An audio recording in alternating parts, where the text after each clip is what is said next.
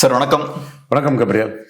Sir, இப்ப ரீசெண்டா அமித்ஷா அவர்கள் கொடுத்த ஒரு பேட்டி பார்த்தோம்னா பெரிய ஒரு பேசு பொருளா மாறி இருக்கு. நடக்கக்கூடிய விஷயங்கள்லாம் வச்சு பார்க்கும்போது பாஜகவோட செயல்பாடுகள் திமுகவுக்கு பாதிப்பு ஏற்படுத்துதோ இல்லையோ அதிமுகவுக்கு நிறைய பாதிப்பு ஏற்படுத்துற மாதிரி தெரியுது. ஃபர்ஸ்ட் அவரு சென்னைக்கு வந்து அமித்ஷா அவர்கள் பேசும்போது கூட்டணி ஆட்சின்றாரு, அது ஒரு பெரிய பேசு பொருளா மாறுது. அப்புறம் மதுரையில பேசும்போது பாஜக அதிமுக கூட்டணின்னு சொல்றாரு, அதுவும் பெரிய ஒரு பேசு பொருளா மாறுது. இப்ப முருகன் மாநாட்டிலையும் பார்த்தோம்னா ஒரு வீடியோ வெளியிடுறாங்க, திரையிடுறாங்க. அதுவும் சில கான்ட்ரவர்சிஸ் எல்லாம் ஏற்படுத்துது, அதிமுகவை சங்கடத்துக்கு உட்படுத்துது. இப்ப ரீசெண்டா இந்த இன்டர்வியூலையும் பேசும்போது கூட்டணி ஆட்சி அப்படின்றத ஸ்ட்ரெஸ் பண்ணி அவர் பேசுறாரு. குறிப்பா இபிஎஸ் அவர்களோட நேமையும் யூஸ் பண்ணல, சிஎம் யாரா இருப்பாங்க அப்படின்ற பேச்சு வரும்போது இதெல்லாம் எப்படி பாக்குறீங்க? இல்ல, ஒரு சில அரசியல் விமர்சகர்களாலும் கடந்த காலத்தின் கைதிகளாலும் தவறான தரவுகள் மூலமா யாரும் உண்மையை மறைச்சிட முடியாது. இப்ப நீங்க 2019ஆம் ஆண்டு மக்களவை தேர்தல் நடக்கும் போது பல சட்டமன்றங்களும் உள்ள நடந்தது. அங்க ரிசைன் பண்ணவங்க, டிஸ்குவாலிஃபை பண்ணவங்க, அதெல்லாம். அதுல எந்த சட்டமன்றத்துக்குள்ளையும் ஸ்டாலின் அவர்கள் வந்து ராகுல் முதல்வர்னு அந்த செக்மெண்ட்டுக்குள்ள எடுத்த ஓட்டை விட அதிகமா எடுக்கல. ராகுல் முதல்வர்ங்கிறத எடுத்ததை விட ஸ்டாலின் 2019 அவர் இடைத்தேர்தல் சந்தித்த இடங்கள்ல அந்த செக்மெண்ட்டுக்குள்ள குறைவா தான் ஓட்டு எடுத்தாங்க. யாரும் இதை மறுத்து சொல்ல முடியாது. இது ராகுலுக்கு மெரிட்டையும் ஸ்டாலின் தரப்போட ஒரு இல்ல, ராகுலுக்கு மெரிட், அது அவருக்கு மெரிட், ஸ்டாலினுக்கு இல்லைங்கும் போது எந்த இடைத்தேர்தலையும் வந்து தாண்டி போக முடியல. எங்கேயும் அதிமுக வெற்றி பெற்ற இடத்தை தாண்டி 3வது இடத்துக்கு போகல. ஆனா இந்த முறை மக்களவை தேர்தலோட நடந்த ஒரே சட்டமன்ற தேர்தல் விளவங்கோடு சட்டமன்ற தேர்தல். விளவங்கோடு சட்டமன்ற தேர்தல்ல இந்த மக்களவை தேர்தல்ல ஸ்டாலினை முன்னிறுத்தி தான் இந்த மக்களவை தேர்தல் நடந்தது. ராகுலை முன்னிறுத்தி நடத்தல. கிடைச்ச ஓட்டு ஸ்டாலின் முதல்வர்னு எடுத்த ஓட்டு தான். மேலும் அந்த விளவங்கோடு செக்மெண்ட்டுக்குள்ள நடந்த இடைத்தேர்தலில் தாரகை கத்பட் திமுக அணியோட சட்டமன்ற தொகுதி வேட்பாளர், அவருக்கு திமுக அணியோட மக்களவை தொகுதி வேட்பாளர் விஜய் வசந்தோட வாக்கு அதிகம்.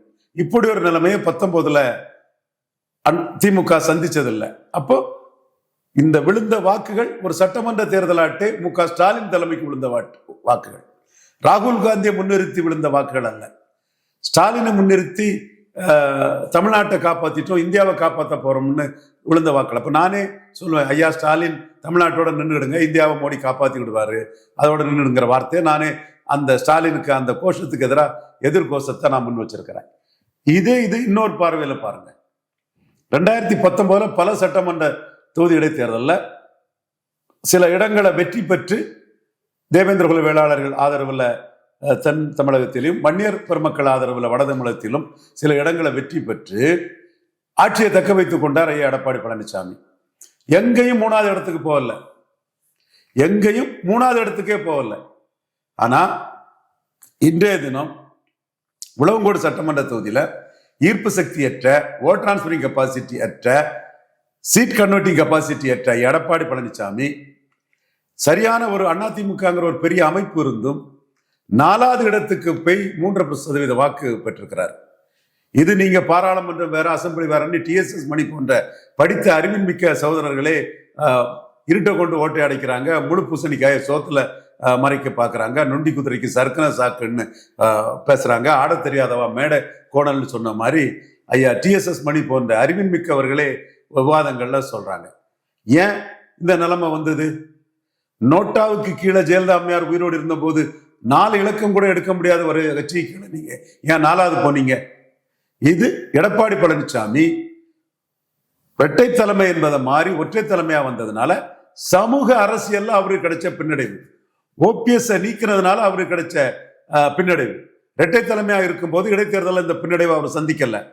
இந்த பின்னடைவை ஒரு 13-14% அதிமுக வாக்குகளை இழந்த ஒரு பின்னடைவை சந்தித்த எடப்பாடி பழனிசாமி சிம்பிளா பாராளுமன்றம் வேற, அசம்பிளி சட்டமன்றம் வேறன்னு அறிவு நாணயம் மற்றவர்கள், டேட்டா பார்க்காதவர்கள் அல்லது டேட்டா தெரியாதவர்கள் சொல்லக்கூடிய பச்சை புழுக வச்சு மத்திய பாஜக ஏமாற முடியாது. சரி, நீங்க சொல்ற விஷயங்கள்லாம் ஏத்துக்கிறேன். பட் இன்னும் அதை முடிச்சிடுறேன். ஏன்னா அப்பந்தான் இதுல உள்ள ஒரு தரவு மட்டுமல்ல, புதுச்சேரி மக்கள் தலைவர் எம்ஜிஆர் ஆட்சி கட்டல ஏறின முதல் மாநிலம். அங்க ரெட்டலையை 4வது தள்ளிட்டு நாம் தமிழர்.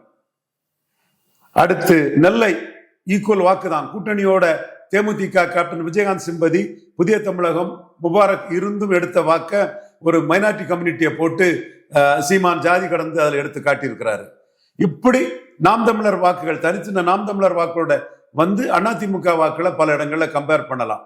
அதே வேளையில திமுக விடவும் பெரிதாக, ஸ்டாலினோடவும் பெரிதாக விழுப்புரம், சிதம்பரம், சேலம், நாமக்கல், கள்ளக்குறிச்சி இந்த 5 சட்டமன்ற தொகுதிக்குள்ள உட்பட்ட 30 சட்டமன்றத்தில் ஸ்டாலினோட ஐயா எடப்பாடி பழனிசாமி பெரிய தலைவர். நான் ஏரியா வைஸ் தமிழ்நாட்டை ஜாதி வாரியா பகுதி வாரியா உன்னை பிரிச்சு பிச்சு மேயிறேன். நீ சும்மா ஏசி ரூமுக்குள்ள இருந்து யாரும் தவறான தகவல் சொன்னா கட்சி தலைமைகள் ஏத்துக்கிடாதுங்கிறதா உண்மை. இந்த 30 இடங்கள்லயும் ஐயா எடப்பாடி பழனிசாமி ஸ்டாலினோட உயர்ந்த தலைவர், ஸ்டாலினோட மேலான தலைவர், ஸ்டாலினோட செல்வாக்கான தலைவர். ஸ்டாலினே கூட்டணி பலத்துலதான் இந்த இடத்துக்குள்ள எடப்பாடி பழனிசாமி அவர் எதிர்கொள்ளணும். இன்னும் அவர் கூட்டணியை இதற்காகவே மேலும் பலப்படுத்துவதற்கும், ஸ்டாலின் கூட்டணி மேலும் பலப்படுத்துவதற்கும் வாய்ப்புகள் உண்டு. இந்த சூழ்நிலை காரணம் என்ன? 10.5% விழுப்புரம், சிதம்பரத்தில் விடுதலை சிறுத்தைகளுக்கு எதிராக வன்னியர் சமூகம், பாமக ஆதரவாளர்கள் கிராமமாக வாக்களிச்சதும் காரணம். அதனால்தான் பிசிகாவுக்கும் சொல்றேன், உங்க எதிர்ப்போட்டுகளை வாங்கி வச்சிருக்காங்க அதிமுக. போனா எலித்தவள நட்பாயிரும், பொருந்தா கூட்டணி ஆயிரும், 10 வருஷம் அரசியல் திருமாவளவருக்கு போயிடும். இப்போ 60 வயசு அந்த இதுக்கு வந்திருப்பாரு, 60, 61, 62 வயசு இருக்கலாம். 10 வருஷம் அரசியல் போச்சுன்னா அதுக்கப்புறம் ஒரு கம்பேக் இருக்காது. ஏற்கனவே 2011 போன அந்த பின்னடைவுக்கு பிறகு ஒரு கம்பேக் அவருக்கு 19 வந்துட்டு நம்மளோட கான்ட்ரிபியூஷன் இருந்து உண்மையை சொன்னோம், உண்மையை நியாயமா சொன்னா அது நடந்தது. அந்த மாதிரி அவர் பின்னடைவை சந்திச்சாருன்னா அவருக்கு 10 வருஷம் கம்பேக் என்ன இருக்காது. இதுதான் தமிழக அரசியல் சூழ்நிலை மாறிட்டு.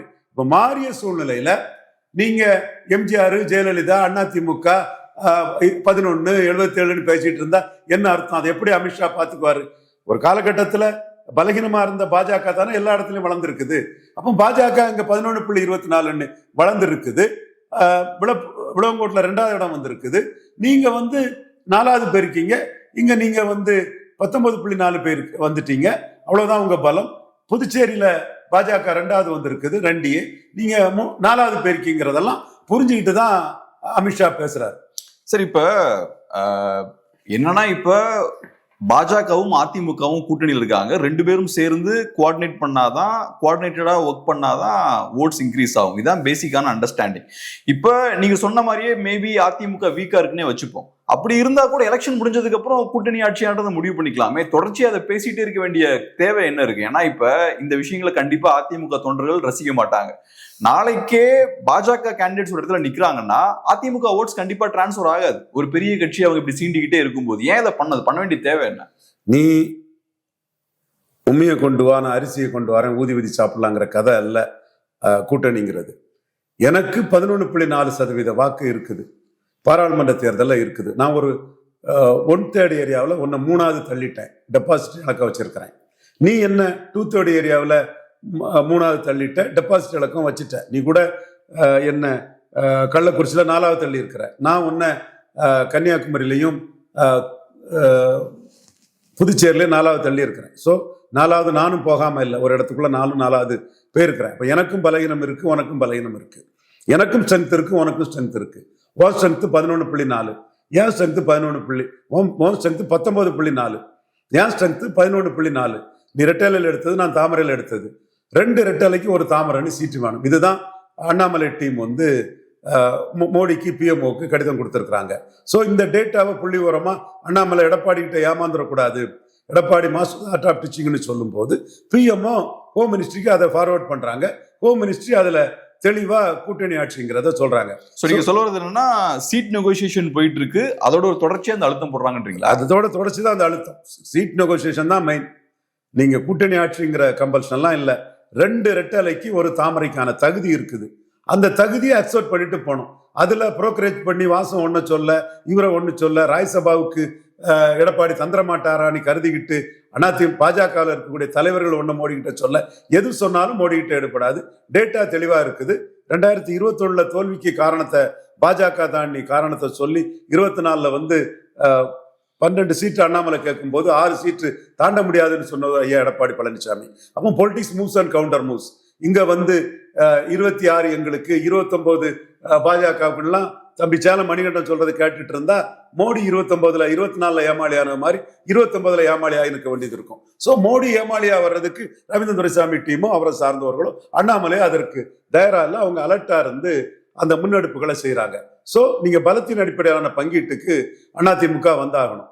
இது ஒரு 10% மேல பாஜக வாக்கப்பெறலன்னா 29ல எடப்பாடி பழனிசாமி 24ல அவரோட அக்லி பேஸ காட்டினது மாதிரி பாஜக மேல பழிய போட்டு அவர் வேற ரூட்டுக்கு போவாரு. காங்கிரஸுக்கே 20 சீட் ஆஃபரை கொடுப்பார். இப்ப கூட என்ன பேசுறாங்க, அவர் பாஜகவை கலத்தி விட்டுட்டு விஜய் கூட போறாங்கலாம் சொல்றாப்புல. அதுல எள்ளளவும் உண்மை இல்லை, எள்ளின் முனையளவும் உண்மை இல்லை. ரைட். இப்ப நீங்க சொல்ற மாதிரி மேபி சீட் நெகோசியேஷன்ஸ் போயிட்டு இருக்கலாம். சீட்ஸ் நிறைய வாங்குறதுக்காக கூட்டணி ஆட்சி இந்த மாதிரியான விஷயங்களை கையில் எடுத்து அதிமுக மேல மேபி அழுத்தம் போடலாம். பட் இதுல சிக்கல் என்னன்னா, இந்த அழுத்தம் போட்டு நிறைய சீட்ஸ் வாங்குறாங்கன்னு வச்சுப்போம், அதிமுக இருந்து நிறைய சீட்ஸ் வாங்கிட்டாங்கன்னு வச்சுப்போம். ஆனா அந்த சீட்ஸ் எல்லாம் வின்னிங் சீட்ஸா இருக்காது இல்ல. இப்படி சண்டை போட்டுக்கிட்டே இருந்தா அலைன்ஸ் ஜெல் ஆகாது. நாளைக்கு அப்புறம் எலெக்ஷனை ஃபேஸ் பண்ணும்போது இது ஒரு பொருந்தா கூட்டணியா தான் இருக்கும். சீட்ஸே நிறைய வாங்கினாலும் அது வின்னிங் சீட்ஸா மாறாதுல்ல. அவங்கள பொறுத்த அளவுல எடப்பாடியை இந்துத்துவாக்குள்ள குளிப்பாட்டி எடுக்கணும். இனிமேல் அவர் இங்க விட்டு போனாருன்னா, ஏற்கனவே 3வது இடம்லாம் பல இடத்துக்குள்ள போயிட்டார் மக்களவை தேர்தலில். இனிமேல் போனாருன்னா அவர் வாஷ் அவுட் ஆகக்கூடிய அளவுக்கு, இதை விட்டு போக முடியாத அளவுக்கு இவர் அங்க லாக் பண்ணணும். அதுதான் பாஜகவோட நோக்கம். பாஜகவையும் வாஷ் அவுட் பண்ணிருமே சார். ஒன்னும் வாஷ் அவுட் பண்ணாது. 29 தான் அவங்களுக்கு மெயின். 29ல 98ல ஜெயலலிதா தோத்து போனவங்கலாம் சேர்த்தது மாதிரி ஒரு சூழ்நிலை கொண்டு ஜெயிக்கலாம். ஸோ 29 தான் பாஜகவுக்கு மெயின். அதற்கு நாம கொடுத்த ஸ்ட்ராட்டஜி என்னன்னா, அண்ணாமலை கொடுத்த ஸ்ட்ராட்டஜி என்னன்னா, நான் இப்போ 30% பலம் கொண்ட ஒரு அணி அமைச்சிடுறேன், அது 35 வரை போகும். எடப்பாடி 20% பலத்தில் இருக்கிறாரு, அவர் 13% போயிடுவார். நான் 15 சொன்னேன், அண்ணாமலை 13 சொன்னார். ஸோ இந்த இதுல எடப்பாடி ரேட்டில்ட் ஆகி இந்த அணிக்குள்ள வந்திருக்கிறாரு. 3வது இடத்துக்கு பெயரக்கூடாதுங்கிறதற்காகவும் தன்னுடைய 2வது இடத்தை உறுதி பண்ணி கொள்வதற்காகவும் தான் இந்த அணிக்குள்ள வந்திருக்கிறாரு. அது பாஜக தலைமைக்கு தெரியுது. அவர் 2வது இடத்தை உறுதி பண்ணுவதற்காக பாஜக கூட சொன்னா தோத்து போகும், 2021 பாஜகவால தான் நாங்க தோத்தோம்னு சொன்னவர் 2வது இடத்தை உறுதி பண்ணதுக்குள்ள வந்திருக்காருன்னு சொல்லும் போது, நாமளும் அவருடைய வார்த்தைகளை நம்பி மயங்கி அவர் தரதெல்லாம் எம்எல்ஏ சீட்டு எம்பி சீட்டுன்னு கருதி அவர்கிட்ட குறைஞ்ச சீட்டு வாங்குறதுல எந்த லாபமும் இல்லை. அது திமுக கூட்டணியில காங்கிரஸ் அப்படி வாங்குறதுல காங்கிரஸுக்கு லாபம் இருக்கு. ஸ்டாலின் கொடுக்கறதெல்லாம் எம்பி சீட்டு எம்எல்ஏ சீட்டுன்னு 3 தேர்தல் சொல்லுது. எடப்பாடிக்கு ஓட் டிரான்ஸ்பரிங் கெப்பாசிட்டி இல்லை, சீட் கன்வெர்ட்டிங் கெப்பாசிட்டி இல்லை, ஈர்ப்பு சக்தி இல்லைங்கிறத கடைசியா நடந்த ஈரோடு கிழக்கு இடைத்தேர்தலையே பாட்டாளி மக்கள் கட்சியே உண்மையை புரிஞ்சாங்க. 36% எடப்பாடி பழனிசாமி ஐயாவின் ஓட்டுல 23% உதயசூரியனுக்கே போயிட்டு 12% தான் இவரு பாமகவுக்காக தான் நிக்கலன்னு ஊடகத்துல எல்லா நண்பர்களும் பேசினாங்க. பெரிய டாக்டிஸ் ராஜதந்திரம், பாமகவுக்காக நிக்கல, பாமக தோக்கடிச்சிடும் பேசினாங்க. பேசினவங்க எல்லாம் மனச்சாட்சியை தொட்டு பார்த்துக்கிடுங்க. 12% ஓட்டு தான் இவருக்கு 36ல பாமகவுக்கு போச்சு. டாப் ஆஃப் தி ஆர் இவருக்கு போராட்டத்தை ஆதரிச்ச நாம் தமிழருக்கு 1% வாக்கு தான் போச்சு. அப்போ இவர் ஓட் டிரான்ஸ்பரிங் கெப்பாசிட்டி இல்லை, சீட் கன்வெர்ட்டிங் கெப்பாசிட்டி இல்லாதவர். அப்ப இவரை வச்சு நம்ம வரும்போது சீட்டு ஜெயிக்கணும், மெல்லன் கூட்டு, அதுல யாரும் மறுக்க மாட்டாங்க. அதற்கு முழுமையான கேரண்டி இல்லை. 20க்கு 4 தான் ஜெயித்தோம். அப்படிப்பட்ட ஒரு சூழ்நிலையில வாங்குறது அதிக சீட்டு வாங்கணும், 10% மேல வாக்குகளை பெற்று, இது பெர்மனன்ட் ஓட்ஸ், பிஜேபியோட ஓட்டு 10% மேல அண்ணாமலை எடுத்து காட்டின ஓட்டு நிரந்தர ஓட்டு, ஒன் டைம் ஓட்டு அல்லன்னு நிரூபிக்கணும். சார் எனக்கு சிம்பிளா இப்போ பாஜகவை பொறுத்தளவுல அவங்களோட நோக்கம் நம்ம வளரணும் அப்படின்றது அவங்களோட நோக்கமா இருக்கும். அதுல சந்தேகம் இல்லை, எனக்கு புரிஞ்சுக்க முடியுது. ஸோ இப்போ 2 ஸ்ட்ராட்டஜி இருக்கு. ஒன்னு அதிமுகவை பலவீனப்படுத்தி வளரலாம், இல்லைன்னா அதிமுகவோட சேர்ந்து கண்டெஸ்ட் பண்ணி திமுகவை வீழ்த்தியும் அவங்க வளரலாம். 2 ஸ்ட்ராட்டஜி இருக்கு. 24ல அவங்க என்ன பண்ணாங்கன்னா, அதிமுகவை பலவீனப்படுத்தணும் அப்படின்ற ஒரு ஸ்ட்ராட்டஜில இறங்குறாங்க. ஸோ அலைன்ஸ் ஃபார்ம் பண்ணல, அதிமுக பெரிய பாதிப்பை ஃபேஸ் பண்றாங்க. இப்போ 26ல அலைன்ஸ் வைக்கிறதுக்கான காரணம் என்னன்னா, சேர்ந்து நம்ம திமுகவை வீழ்த்துவோம், திமுகவை சேர்ந்து வீழ்த்தியாச்சுன்னா 29ல ஒரு அட்வான்டேஜ் இருக்கும் அப்படின்றதான் ஸ்ட்ராட்டஜி. அதுக்காக தான் அண்ணாமலையை மாத்துறாங்க, நயனார் நாகேந்திரனை கொண்டு வராங்க, இந்த விஷயங்கள்லாம் பண்றாங்க. ஆனா இப்ப திரும்பவும் அதிமுகவோட சண்டைக்கு போறதுல என்ன பிரயோஜனம் இருக்கு? அதுக்கு நீ கூட்டணி வைக்காமலே போயிருக்கலாமே, 24 மாதிரியே இருந்திருக்கலாமே. 24ல பாஜகவை பலவீனப்படுத்தி பாஜக நம்மகிட்ட சரண்டர் ஆகுன்னு நினைச்சது எடப்பாடி பழனிசாமி. நீங்க மாத்தி சொல்றீங்க. ஓகே, இல்ல அண்ணாமலை அவர்கள் அழுத்தம் போட்டுக்கிட்டே இருந்தாரு. பாஜகவின் நோக்கம், மன்னிக்கவும், அதிமுகவின் நோக்கம் ஜெயலலிதா 2009ல விஜயகாந்த கூட்டணியில சேர்த்து விஜயகாந்த் சில இடங்களை எம்பியாக வெற்றி பெற்றார். 11ல சிஎம் கேண்டிடேட்டா போவார். 99 ஐயா மூப்பனாரை சேர்த்து மூப்பனார் சில எம்பி இடங்களை வெற்றி பெற்றார். அந்த வெற்றி கொடுத்த தெம்புல சிஎம் கேண்டிடேட்டா போவார். அப்ப 2001 ஜெயலலிதாவுக்கு ஆட்சிக்கு வந்திருக்க முடியாது. மூப்பனார் ஒரு 10% வெளியெடுத்துட்டு போயிடுவார். 2011 ஜெயலலிதாவுக்கு ஆட்சிக்கு வந்திருக்க முடியாது. விஜயகாந்த் ஒரு 10% வெளியெடுத்துட்டு போயிடுவார். ஸோ ஒரு 10% வாக்கு பலம் கொண்ட இந்த கட்சிகள் மக்களவை தேர்தலில் அடி வாங்கி வெற்றி பெறலன்னா பெரிய கட்சியான தன்னிடம் சட்டமன்ற தேர்தலுக்கு தானாக வருவாங்கன்னு நினைச்சாங்க. அந்த நிகழ்வு 2001 ஜெயலலிதாவுக்கு நடந்தது. ஏன்னா மக்களவையில் அவங்க 42% வாக்க எடுத்துட்டாங்க, ஒரு 10-11 எம்பிக்களை வெற்றி பெற்றுட்டாங்க.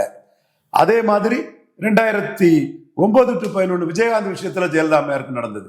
காரணம் 37% வாக்கு எடுத்துட்டாங்க. கலைஞருக்கும் அவங்களுக்கு 5% தான் வித்தியாசம். 13 சீட் எடுத்துட்டாங்க. 10% வாக்கு எடுத்த விஜயகாந்த் வேற வழி இல்லாம போனாரு. இங்க அப்படி அல்ல. நீங்க அதிமுக ஜெயலலிதான்னு கருத்து பார்வையற்றவர்களாட்டு, கடந்த கால கைதிகளாட்டு, டெட் லீடர் கனாட் லீடே பார்ட்டின்னு பழைய சம்பவத்தை வச்சு அதிமுக திமுக மொட்டைச்சாத்தான் குட்டையில விழுந்தான்னு பேசக்கூடிய அறிவு நாணயமற்ற அல்லது டேட்டாவை சரியா பார்க்காத அரசியல் விமர்சகர்களுக்காக நான் இப்ப தெளிவா சொல்றேன். சரி, யாரும் கலவரம் நினைக்கிறீங்க? திமுக வர்சஸ் பாஜக நினைக்கிறீங்களா? இப்போ 23% தான் அதிமுகவின் பலம். அணியின் பலம். செகண்ட் பிகஸ்ட் பார்ட்டி அவங்க தான். அப்படி பார்த்தா கூட அந்த டிஃபரன்ஸ் தான் சொல்ல வர்றேன். 18% என்டிஏவோட பலம், 5% அந்த 2 அணிக்கு உள்ள வித்தியாசம். அன்னைக்கு மூப்பனாருக்கும் ஜெயலலிதாவுக்கு உள்ள வித்தியாசம் 30. அன்னைக்கு விஜயகாந்துக்கும் ஜெயலலிதாவுக்கு உள்ள வித்தியாசம் 27. இன்னைக்கு என்டிஐக்கும் அதிமுக அணிக்குள்ள வித்தியாசம் 5. அதுலயும் தேமுதிக வெளியேறிட்டாங்க. கிருஷ்ணசாமி வெளியேறிட்டாரு. முபாரக்கை தவிர யாரும் இல்லை. அப்போ தெள்ள தெளிவா தன்னுடைய 2வது இடம் பறிப்போமே என்ற பயத்துல 11.4% எடுத்த அண்ணாமலை ஒரு போட்டியாளராக கருதி அண்ணாமலையை தலைவர் பதவியை விட்டு நீக்கிட்டு உள்ள வந்திருக்கிறாரு. இதுல அண்ணாமலை சாதிச்ச அண்ணாமலை காது கொம்பை வச்சுதான் முட்ட முடியும். சோ கொம்ப வச்சு முட்டிடுவாங்கன்னு அண்ணாமலையை நீக்கிக்கிட்டு உள்ள வராரு. மீண்டும் ஒரு வெளியே போனா அண்ணாமலை கையில தான் மோடி தமிழக பாஜகவோட பொறுப்பை கொடுப்பாரு. நயனார் தலைவரா இருப்பாரு. செயல்படக்கூடிய அந்த தன்மையை அண்ணாமலை கையில கொடுப்பாரு. நீங்க ஒரு அணி அமைங்க, எடப்பாடியை 3வது அனுப்புங்கன்னு சொல்லக்கூடிய ஒரு சூழ்நிலை வரும். ஏற்கனவே அண்ணாமலை ஒரு பெரிய அணி அமைச்சு 8% சீமானையும் 3% தேமுதிகவையும் கொண்டு 30% பலமான ஒரு அணி அமைச்சு இவரை 15% என்னோட கருத்து. அவர் 13 சொன்னாரு. 3வது இடத்துக்கு தள்ளிடுவாருங்கிற இடத்துக்குள்ளதான் உள்ள வந்திருக்கிறாரு. அப்ப தான் 3வது போயிருவோம் அண்ணாமலையின் அதிரடி அரசியலாளன்னு அச்சப்படுறக்கூடியவர்கிட்ட take it or leave it வாங்கிட்டு போறதுக்கு நான் ஒரு எம்எல்ஏ ஆனா போதும்னு நினைக்கக்கூடிய பாஜகவுடைய 2ஆம் கட்ட தலைவர் நினைப்பாங்க. மோடி இங்க 2029 ஏமாந்துடக்கூடாதுன்னு நினைக்கக்கூடியவங்க 11.4% வாக்குக்குரிய சீட்டை வாங்க நினைப்பாங்க. மோடியின் விசுவாசியாட்டு, உண்மை விசுவாசியாட்டு நிற்கிறாரு அண்ணாமலை. மற்றவங்க நாம ஒரு எம்எல்ஏ ஆனா போதும், எடப்பாடியை தாஜா பண்ணி ஏதாவது பிழைச்சா போதும்னு நினைக்கிறவங்க மற்ற தலைவர்கள். சோ இவங்களோட பலமும் சக்தியும் அவ்வளவுதான். அண்ணாமலைக்கு பலமும் சக்தியும் பெருசு. அதனாலதான் அண்ணாமலை ஒரு தலைவரா தன்னை கமத்தி போட்டுருவாரோட அச்சத்துலதான் அண்ணாமலை நீக்கத்துக்கு எடப்பாடி நின்னாரு. இப்போ அண்ணாமலை தான் தமிழக பாஜகன்னு முருகன் மாநாடு நிரூபிக்குது. அமித்ஷா கலந்துகிட்ட கூட்டம் நிரூபிக்குது. அது மூப்பனார் மாதிரி அண்ணாமலை இருக்கிறாரு. 96 மூப்பனாருங்க லெவலில் கூட அதை சொல்லலாம். அந்த ரேஞ்சில் நிற்கக்கூடிய அண்ணாமலை மோடிக்கு விசுவாசமா கட்சிக்குள்ள இருந்தே பலத்துக்கு ஏற்ற பங்கீடுங்கிறத சொல்றாரு. இத அமித்ஷா தவற விட்டால், டெல்லி பாஜக தவற விட்டால், பாஜக கேடர்ஸ் அண்ட் ஓட்டர்ஸ் அண்ணாமலை பின்னாடி போயிருவாங்க. மற்ற எடப்பாடியை நம்பி பல்லிடிச்சுக்கிட்டு எம்எல்ஏனா போனா போதுங்கிற தலைவர்களை தொண்டர்களும் வாக்காளர்களும் மதிக்க மாட்டாங்க. அப்போ தனியாவே நின்று போயிடலாமே சார், ஏன் கூட்டணியில் இருக்கணும்? அதுக்கு 20% வாக்கு உள்ள வருது. அகில இந்திய அளவில் சிபிஎம் ஆன்டி மோடி ஓட்ஸை இன்க்ரீஸ் பண்ணுங்கன்னு சொல்லும் போது 20% உள்ள வரும்போது ஆன்டி மோடி ஓட்டு டைல்யூட் ஆகுது. அதுக்காக வரவேற்கிறாங்க. 20% ஓட்டு எப்ப வரும்னா நீங்க சேர்ந்து கூட்டணியோட கோஆர்டினேட் பண்ணாதான் வரும் இல்லையா? நீங்க சண்டை போட்டு இருந்தா 20% ஓட்டு டிரான்ஸ்பர் ஆகாது இல்லையா? Politics moves and counter moves. 30%க்கான பலத்தை அவர்கிட்ட கொடுத்துக்கிட்டு 3%க்கான பலத்தை சீட்டை பிஜேபி வாங்கிட்டு போனா தான் எம்எல்ஏ போக நினைக்கக்கூடிய நிறைய 2ஆம் நம்பர் தலைவர்கள் விரும்புவாங்க. அது மோடிக்கும் தெரியும். இன்னைக்கு எல்லாமே ஐபி குஜராத் டீம் எல்லாம் இவங்களை பற்றிய தகவல்களை இவங்க என்ன ஓட்டம் என்னன்னு சேகரிச்சுட்டு தான் இருக்கிறாங்க. ஒவ்வொருத்தர் பேச்சும் டெல்லி ஸ்கிரீன் பண்ணிட்டு தான் இருக்கிறாங்க. ஆனா உண்மையிலே 29 இவரு 24 மாதிரி டிச் பண்ணி மோடியை ஏமாத்திடக்கூடாதுன்னு நினைக்கிறவங்க பலத்துக்கு ஏற்ற சீட்டு வேணுங்கிறதுல உறுதியா இருக்காங்க. இப்படி பார்க்கலாமா? இப்ப பாஜகவை பொறுத்தளவுல அவங்க அதிமுக மேல அழுத்தம் போடுவோம், இருந்தா இருக்கட்டும் இல்லாட்டி உடஞ்சா உடையட்டும் அப்படின்னு பாக்குறாங்களா? உடஞ்சா உடையட்டும்னு சொன்னா இனிமேல் எடப்பாடி வெளியே போயிட முடியாது, கஷ்டம். ஏன்னா பாஜக அந்த ஆங்கிள் இருக்காங்கன்னு பாக்கலாமா? இப்ப ஏடிஎம்கே விட்டுருங்க, இல்ல கூட்டணி வேணும்னு தான் நினைக்கிறாங்க. ஓகே, கூட்டணி வேணுங்கிறதுனாலதான் அமித்ஷா வந்து எடப்பாடி பழனிசாமி ஐயா வீட்டில் போய் விருந்தெல்லாம் சாப்பிட்டாருன்னா கூட்டணி வேணும்னு தான் நினைக்கிறாங்க. இன்னும் சிஎம் கேண்டிடேட்டும் எடப்பாடி இல்லைன்னுலாம் சொல்லலை. அவங்க சிஎம் கேண்டிடேட்டும் எடப்பாடி இல்லைன்னு தான் சொல்லலை. எடப்பாடின்னு தான் முதல்ல சொன்னாங்க, நயனார் சொன்ன மாதிரி. இப்பவும் இல்லைன்னு சொல்லலை. அதிமுக முடிவு பண்ணுவாங்க, இப்படிதான் சொல்லியிருக்காங்க. ஸோ கூட்டணி வேணும். கூட்டணிங்கிறது take it or leave it offer எல்லாம் கடந்த காலத்தில் தந்த மாதிரி இல்லை. கடந்த காலத்தில் 3.7% எடுத்திருந்தோம், 20 சீட்டு தந்தீங்க. இப்போ 11.4 எடுத்திருக்கிறோம், நீங்களும் குறைஞ்சிருக்கீங்க. அப்போ எங்களுக்கு 65 சீட்டு வேணுங்கிறது தான் நியாயமான பார்வை. இது வரலன்னா எங்க ஓட்டு டிரான்ஸ்ஃபர் ஆகாது, எங்க ஓட்டு உங்களுக்கு வராதுன்னு சொல்லி சீட்டை குறைச்சி தர பாக்குறீங்களாங்கிறதான் பாஜகவுக்கு. இதுக்கு எடப்பாடிக்கு ஸ்டூஜஸ் ஆட்டு நிறைய பேர் வந்தாங்க. டெல்லி தலைமை விழிச்சுக்கிட்டாப்புல, பிஎம்ஓ விழிச்சுக்கிட்டாப்புல, ஐபி இங்குள்ள நிலைமையை வந்து இது எடப்பாடியோட வீக்னஸஸ் எல்லாம் தெளிவா ரிப்போர்ட் பண்ணும்போது, குஜராத் டீம் அந்த ரிப்போர்ட்ஸ் எல்லாம் எடுக்கும்போது இன்னைக்கு வந்து நாம ஏமாந்துடக்கூடாதுங்களா அமித்ஷா தெளிவா இருக்காரு. ஸோ இப்பதான் இப்ப நீங்க சொல்றது போல பேக்ரவுண்ட்ல இப்ப சீட் ஷேரிங் நெகோசியேஷன் எல்லாம் போய்கிட்டு இருக்கும், பேச்சுவார்த்தைகள் எல்லாம் போயிட்டு இருக்கும்.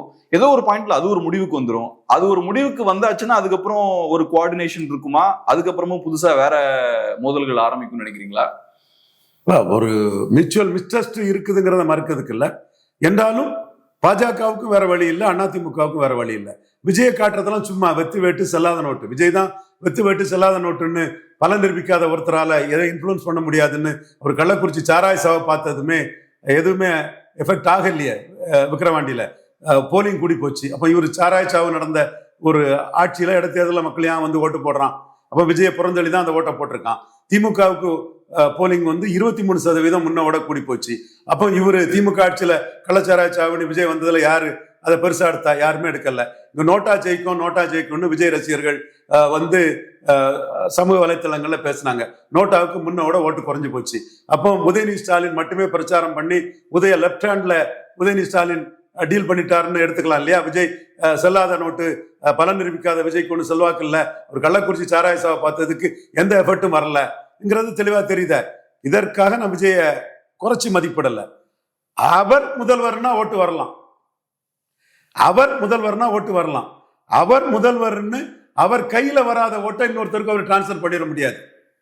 ஃபார் எக்ஸாம்பிள் 98ஆம் ஆண்டு எங்க அண்ணன் ரஜினிகாந்த் கோவை குண்டுவெடிப்புக்கு பிறகும் அவரு திமுக தமாக அணியை சப்போர்ட் பண்ணியும் அந்த அணி 12% வாக்கு குறைஞ்சி 40% வாக்கு தான் எடுத்தது. 2004 இவர் டாக்டர் ராமதாஸை தோக்கடிப்புன்னு சொல்லியும் அவங்க வந்து 50% வாக்குக்கு மேல பெற்றுட்டாங்க. ஸோ ஒருத்தர் கையில வராத ஓட்டை டிரான்ஸ்பர் பண்ண முடியாது. நீங்க 96ல் ரஜினி நின்னாருன்னு சொன்னா அவர் வார்த்தையில காங்கிரஸ் ஓட்டு தமாகவா மாறிட்டு. நாங்க வந்து ஜெயலலிதா ஒரு ஜாதி ஆட்சி அன்னைக்கு சொன்னதுதான். இன்னைக்கு நான் 30 வருஷங்கள் ஆயிட்டுனாலும் கூட சொன்னதை நான் மறைக்கல, அப்படியே சொல்றேன். ஒரு ஜாதி ஆட்சி, கள்ளச்சாராய வியாபாரிகள் ஆட்சி, கந்து வெட்டிக்காரன் ஆட்சி. இந்த ஆட்சியை அகற்றுறதுதான் நாடார்களோட முதல் வேலை. பிற ஜாதிகளையும் அரவணைச்சு இந்த ஆட்சி அகற்றும், ஜெயலலிதாவுக்கு பாடம் படிச்சு கொடுப்போம்னு நாங்க ஓங்கி அடிச்சு நாங்க தான் முதல் கருத்துருவாக்கத்தை பண்ணணும். அப்புறம் அண்ணன் ரஜினிகாந்துக்கு வார்த்தைகள், சரத்குமார் 45 நாள் பிரச்சாரம் பண்ணது, இது எல்லாமே காங்கிரஸ வந்து தமாகவை மாத்தி விட்டுட்டு. ஏன்னா ஐயா மூப்பனார் ஏற்கனவே 77 20% வாக்கெடுத்த ஒரு தலைவர், 89 காமராஜ் ஆட்சி அமைப்பு 20% வாக்கெடுத்த ஒரு தலைவர். அவரு மக்களவை தேர்தல்னால 20%க்கு மேற்பட்ட வாக்குகளை மூப்பனார் உருவத்துல அது கொண்டு வந்தது. கூடவே வீரப்பன் ஜானகி அணிக்கு ஒரு உருவமான நின்றவர், எம்ஜிஆருக்கு ஒரு பெரிய விசுவாசி, எம்ஜிஆரே ப்ரொமோட் பண்ணி கொண்டு வந்தவர். அவரும் இதுக்கு சப்போர்ட் பண்ணும்போது ஜானகி அணி ஓட்டும் இங்க வரத்தான் அந்த நிகழ்வு நடந்தது. அந்த அந்த கெமிஸ்ட்ரி இவங்கெல்லாம் கிரியா ஊக்கியா நின்று அது நடந்தது. அதே ரஜினிகாந்த் 98ல் ஃபெயிலியர் ஆயிருக்காரு. அதே ரஜினிகாந்த் 2004ல் ஃபெயிலியர் ஆயிருக்காரு. அவர் ஆதரிச்ச கேண்டிடேட் சிதம்பரத்துல டெபாசிட்ல இருந்து 3வது போயிருக்கிறாரு. நானே அண்ணன் ரஜினிகாந்த் கிட்ட சொன்னேன், திருமாவளவனை ஆதரிப்போம், மற்ற இடங்கள்ல திருமாவளவன் கேண்டிடேட்டை விட்ரா பண்ண சொல்லுவோம்லாம் நான் பேசினேன். அவர் வந்து அது சரியா இருக்காதுன்னு டக்குன்னு ரெட்டலையும் காட்டி பாமக எதிர்ப்பையும் பேசினாரு. அவருக்கு கேண்டிடேட் 3வது போனாங்க. அப்போ இதுவே ஒரு உதாரணம். 67 சிவாஜியும் பத்மினியும் வேல் எடுத்து போய் காங்கிரஸுக்கு 6% ஓட்டு குறைஞ்சதுதான் மிச்சம். 89ல சிவாஜிக்கு பலம் நிரூபிக்காத சிவாஜிக்கு 50 சீட்டு கொடுத்து ஜானகியும் தோத்து சிவாஜியும் படுமோசமா தோத்து பழைய படமே சிக்கல்ல கொஞ்ச நாள் ஆனதுதான் மிச்சம். அதே மாதிரி அல்ல அரவிந்த் வந்து ஜெகன் ஆதரிச்சும் எந்த லாபமும் இல்லை. பலம் நிரூபித்த பவன் கல்யாண் நாயுடு ஆதரிச்சு நாயுடு ஆட்சிக்கு வந்தாரு, ஜெகன் துணைத் தலைவர் ஆனாரு, துணை முதல்வர் ஆனாரு. இப்படி பல உதாரணங்களை சொல்ல முடியும். ஸோ பலம் நிரூபிக்காத விஜய் வச்சு அரசியல் தெரியாதவங்க, வரலாறு தெரியாதவங்க, தன் கையில வராத ஓட்ட இன்னொருத்தர் டிரான்ஸ்பர் பண்ண முடியாதுங்கிறத புரியாதவங்க என்ன சொன்னாலும் அது வெறும் காணல் நீராகவும் ஏட்டு சுரக்காயவும் கறிக்கு உதவாத ஒரு தன்மையில தான் போகும். அதை எடப்பாடி பழனிசாமி புரிஞ்சுக்கிட்டனாலதான் பாஜக கூட்டணி 11.4% வாக்கு நிஜம். விஜய் கற்பனைன்னு இந்த வருஷம் விஜய்க்கு வந்து பிறந்தநாள் வாழ்த்தையே கூறல, அதுக்கான விஜய் குறைச்சி மதிப்பிடல. அன்புமணி வந்து விஜய் வந்து ஒரு அரசியல் சாதிக்க விளைகிறன்னு பலன் நிரூபிக்காத விஜய் அன்புமணி மதிச்சிருக்கிறாரு. ஓபிஎஸ் வந்து பலன் நிரூபிக்காத விஜய மதிச்சிருக்கிறார். 2 பேர் மதிச்சிருக்காங்கிறது கருத்தையும் நான் வந்து இது ஒரு வித்தியாசமான அரசியல் சூழ்நிலையில மதிக்கிறாங்கிறதையும் சொல்றேன்.